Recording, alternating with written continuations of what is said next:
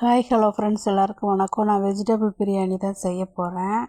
பாருங்கள், சோயா வந்து வேக வச்சு வச்சுருக்கேன், முட்டையும் வேக வச்சு வச்சுருக்கிறேன். முட்டையை வந்து கிரேவி செய்யலான்னு வேக வச்சு வச்சுருக்கேன். ஆனால் கிரேவி வேண்டான்னு சொல்லிடுச்சு எங்கள் பிள்ளைங்க.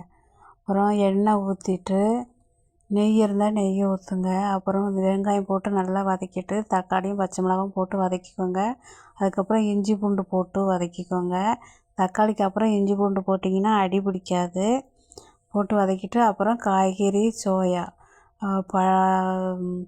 பட்டாணி, சோயா, உருளைக்கிழங்கு, பீன்ஸ் எல்லாமே போட்டிருக்கேன். பிரியாணி மசாலா, தயிர், புதினா எல்லாம் ஒன்றா போட்டு தண்ணி ஊற்றி கொஞ்சமாக தண்ணி ஊற்றி சிம்மில் வச்சு நல்லா வேக வைங்க. தயிர் ஊற்றிக்கோங்க, மறந்துடாதீங்க. காயெல்லாம் நல்லா வெந்ததுக்கப்புறம் தண்ணி ஊற்றுங்க. 1 டம்ளர் அரிசிக்கு 1.5 டம்ளர் தண்ணி.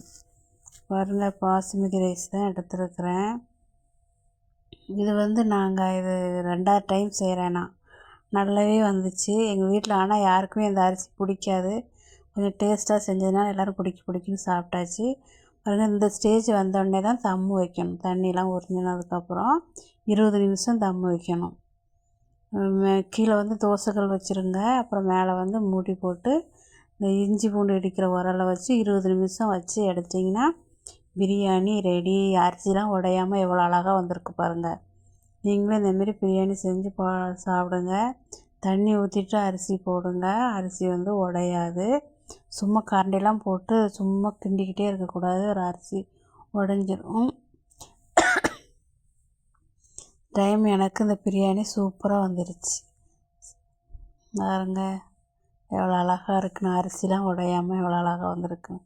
வீட்டிலே பிள்ளைங்க சரி இனிமேல் நம்ம வீட்டில் நான்வெஜ் இல்லாத அன்றைக்கி இந்த பிரியாணி தான் செய்யணும்னு சொல்லியாச்சு.